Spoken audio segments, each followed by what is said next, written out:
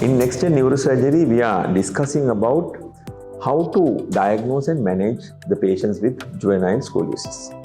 Now, we have discussed that by taking an X-ray, we can assess the angle of the spine.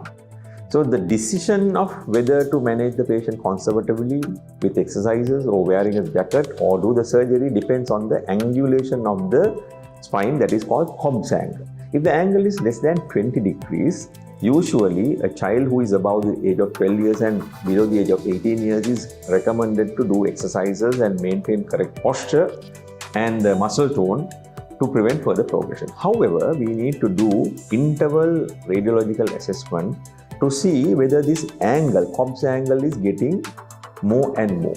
If it is progressing more than 1 degree per every 6 months, then there's a chance that the patient may progress into a state where we need to operate on that patient.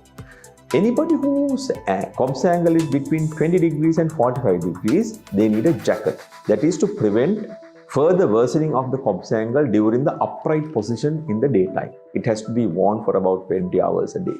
It's a long period. However, during the exercises or if the child is going for sports or swimming, this jacket can be removed at that position.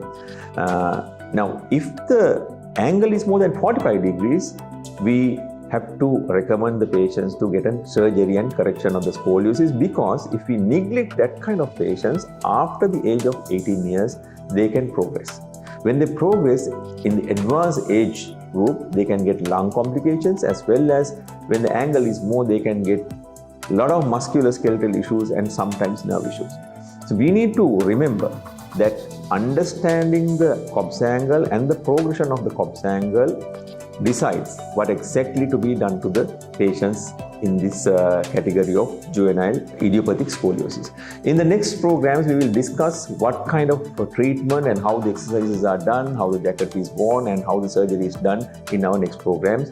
So, if the patient and the doctor has a good communication and understanding of what we are going to do, then it's easy to manage. You need to go to a center where the scoliosis is managed, and the child can be managed without any problems. Usually it's a very straightforward way of managing without getting into anxiety state regarding this problem.